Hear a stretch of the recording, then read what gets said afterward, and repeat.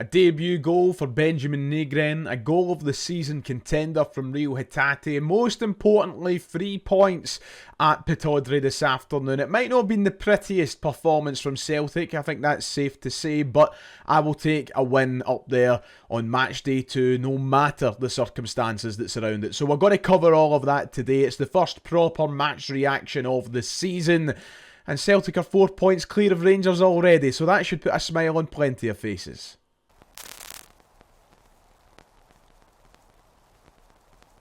Hello, if you haven't already, please make sure to hit like and subscribe. It would be much appreciated. It's match reaction time for Aberdeen 0, Celtic 2. Celtic's first away game of the Scottish Premiership campaign, and a particularly difficult one at that. Pittodrie on match day 2 is never easy. It's a tough place to go, and you want to back up your expectations for the season. And despite it being a sort of ugly game to watch at times, to go up there, to get a clean sheet, to get 3 points, and to maintain a positive start to the season is what's most important, and we've done exactly that. So let's try and talk about it, shall we?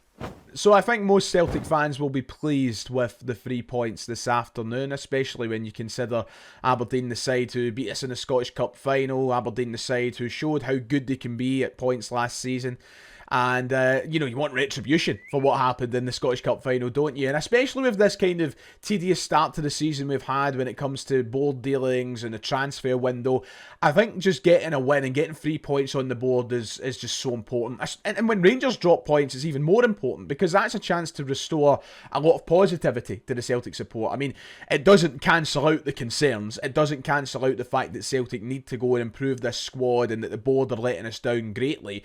But being able to win games while having a laugh at your rival's expense, it does soften the blow a little bit. So I'm not excusing the poor transfer window that we're having, or the reservations that Celtic fans rightly have at this moment in time. But to have that alongside winning games is much better than having that alongside dropping points.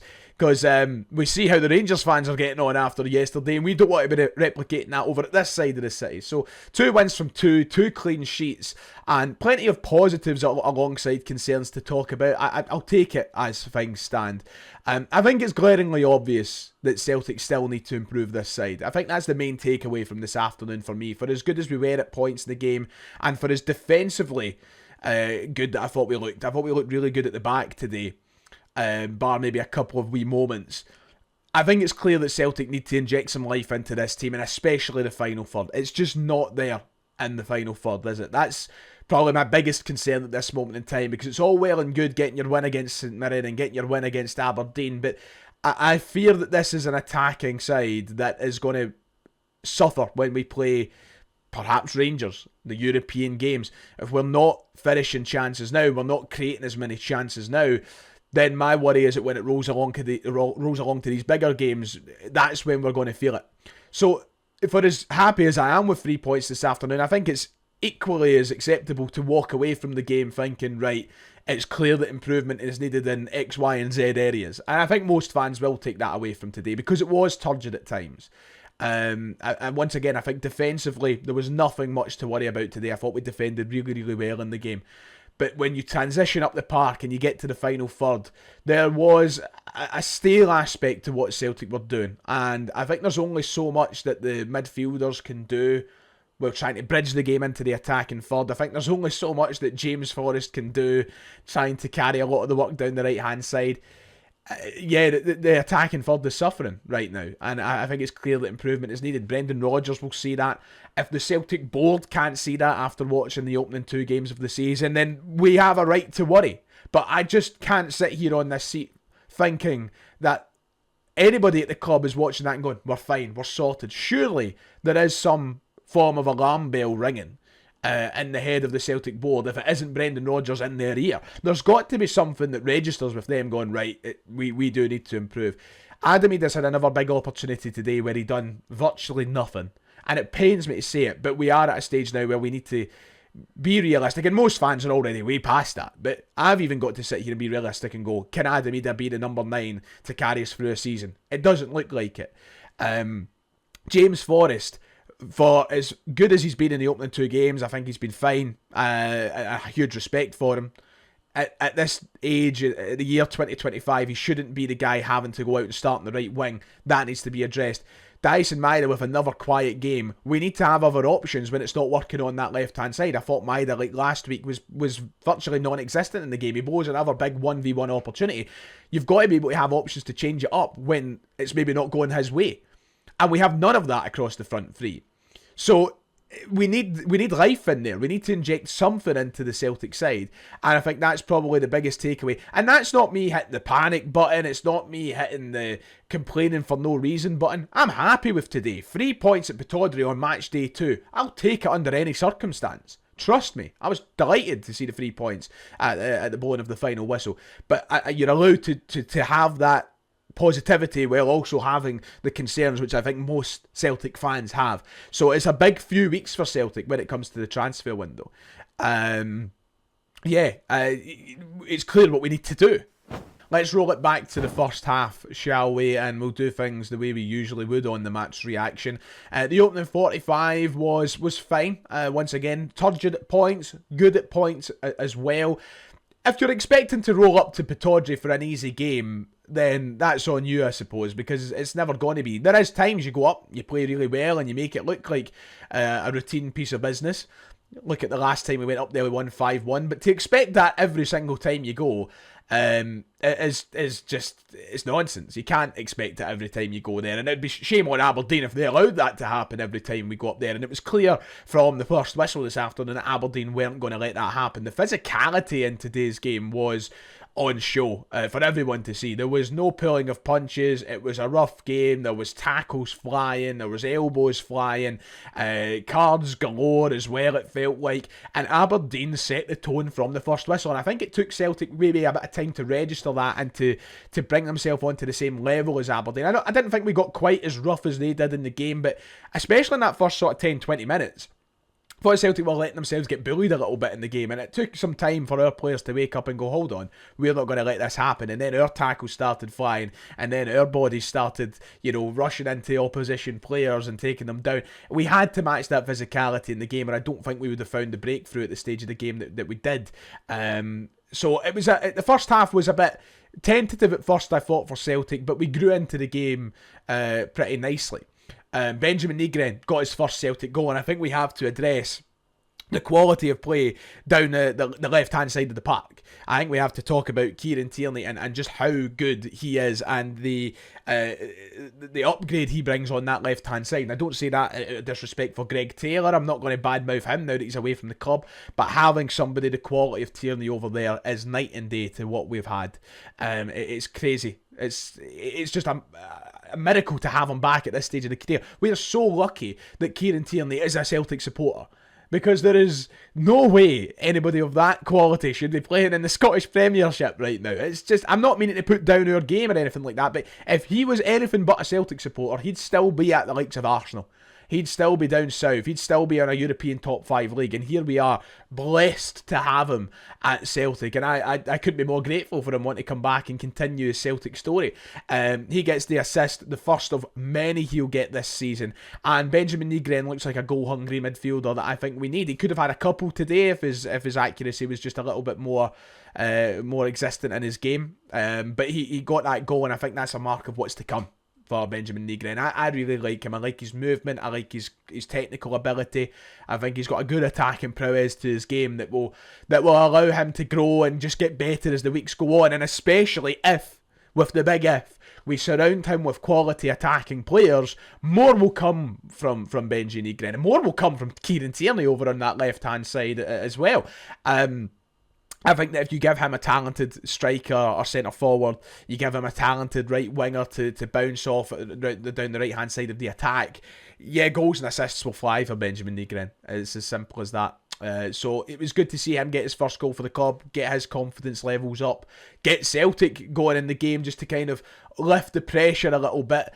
The longer you stay 0-0 in these games, the more difficult it becomes, and Celtic took that pressure off themselves a wee bit when Nygren got the goal, and it was from some nice football, which is always a positive. Other than that, attacking-wise, we did have chances. Kasper Schmeichel was forced to make a big save in Aberdeen's only chance of the game. But as I've already said, we defended really, really well. Because after that chance Aberdeen had, I think it was Oshishi, or however you pronounce his name, who had the shot from range. Schmeichel turned it around the post. Aberdeen didn't lay a glove on us. They didn't lay a glove on us. We were all over them. And even though we weren't maybe creating a huge amount of chances, we weren't bombarding them with shots or anything like that. We just had control of the game, and I think with more equality in that final three, as I've said plenty of times, we probably would have created and maybe scored more. One thing I want to bring up, and this kind of extends over the first and second half, but it was more evident in the first half, and I need to bring it up now, and I can see my comments section going at me again, but where is everybody from last week saying that I was needlessly criticising Liam Scales? We need to have a conversation. Once again, can I reiterate, defensively, Liam Scales was fine today. He was pretty good, shall I say. Interceptions, fine. Tackling, fine. Positioning, questionable at times, but mostly fine. But when you can't pass a ball to your teammate who's 5 yards away, you're not cut out for the job. You're not cut out for the role. And I can't... Last week, you'd think that I came after him in a vicious, vindictive way. That I wasn't. I was just questioning his ability at playing the ball out from the back, at playing a pass to his teammates, at his decision-making with the ball at his feet. And I think, proven this week, I am completely right to do so. And if you can't see that in Liam Scales, you are blinded by something. People say I'm blinded by maybe Adam Eden, and I'll admit that. Sometimes I am, hands in the air. But holy Christ... the amount of times that Liam Scales would stall some form of build-up or stunt a complete phase of momentum and building a phase of play because he can't pass to his own teammates, it's embarrassing at this level. You cannot get away with that. He done it in the first half. He done it in the second half. He is not the best partner to Cameron Carter-Vickers. I will repeat that every single week if I have to. And you can go on at me at the comments section all you like. I don't think that Austin Trusty is the almighty saviour either. I don't know much about Simpson Pusey to say it's him either. I don't know if we've got another player that might come in that could be that answer as well. But what I will say is, I certainly have more confidence in Trusty to be a guy that can pass a ball 5 yards than Liam Scales. Defensively, fine game again today, Scalesy. We keep a clean sheet, and I'll give him his credit for that. But he cannot keep getting out. Because one of these days, it's going to lead to conceding a goal. And it has plenty of times in the past. But you don't want to keep that situation coming up. No, it can't. It has to stop. And I don't know what Rodgers sees to put him in that team every week over other players. But it needs to stop. And you can call it harsh all you like. The lovers of Liam Scales, I am so sorry. But I'm at my wit's end watching them struggle to pass a ball. Other than that, though, first half, yeah, not spectacular. Got the job done. And you take yourself into the second half with a 1-0 lead looking to build on it. And what a way to do that through Rio Hitate's wonder goal. What a finish. That's a goal of the season contender already. Match day 2, and we might have a goal that's hard to top. The bend on that ball is unbelievable. And it's just a goal that signifies the quality of Rio Hitate. That shows you how good a player he is. Technically proficient. Pinpoint accuracy, and when he's at the top of his game, he's unplayable, and no keeper in world football saving that.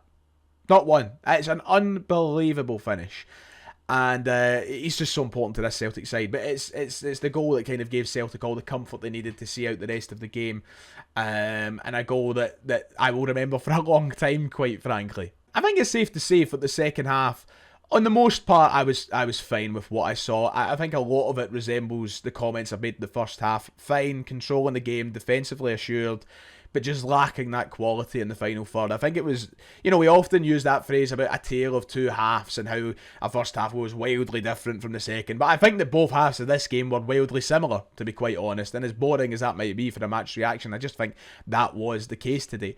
I do have slight concerns about both of our supposed goal scorers with their performances this afternoon. I thought Maida was poor, and he blunders another 1v1 today. He slips in his arse this time, doesn't even get the shot away. And those things I worry about. This isn't me turning on Dyson Maida and saying that it's time to think about moving on or anything. No, of course not. He was player of the year last year in Scotland by a country mile. He was unplayable. He's a fantastic player. But in the first 2 games of the season, he's not looked that player. And I don't know if that's because he's been moved back over to the left-hand side. I actually said to my dad during the game that I'd maybe like to see him back through the middle next week. But we don't have any other left wingers to play. That's the problem. Even if we wanted to play Maida through the middle, we haven't recruited on the left wing. So we're left with no other option but to play Maida on the left, which is frustrating. But he misses another big chance today. And I don't think he had a great game by any stretch of the imagination. And then, as we've already touched on, Adam Ida, who's supposedly meant to be the goal scorer, even I'm losing patience. What am I supposed to do at this point? I can't. I've already risked it all defending him to this point, that if I continue to go on blindly, I'm going to lose any ounce of credibility that I have. He's non-existent in the game. A couple of decent bits of hold-up play here and there, but he's a striker. His job's to get into positions to score goals. He's not doing that. In fact, a couple of points today in the game, it felt like he was actively avoiding the position to be scoring goals, like moving too early or making a wrong decision. It's getting a bit tedious. But yeah, it was good to see Gamada get on the park, for example. Didn't get the opportunity to do much. The game had sort of petered out by that point. Good to see a couple of the changes in the team today. But yeah, second half, we got the job done is the main thing. We walk away with 3 points. And I think there will be a lot of people out there desperate to put wildly negative spins on today's game. Don't let them. Don't listen. A 2-0 win at Pittodrie under any circumstances is great. It's fantastic. And concerns are completely valid, but today wasn't a negative by any stretch of the imagination. It's a win that makes it 2 from 2. It's a win that makes it 6 points. It's another clean sheet. It's something to build off. And now it's time for the board to reward us, the fans, and the manager with the tools to improve on what we've seen in the opening 2 games. It's as simple as that.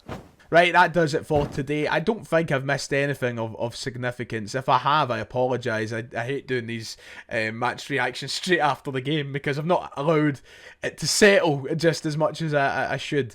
But yeah, anyway, that does it. Let me know your thoughts in the comments below.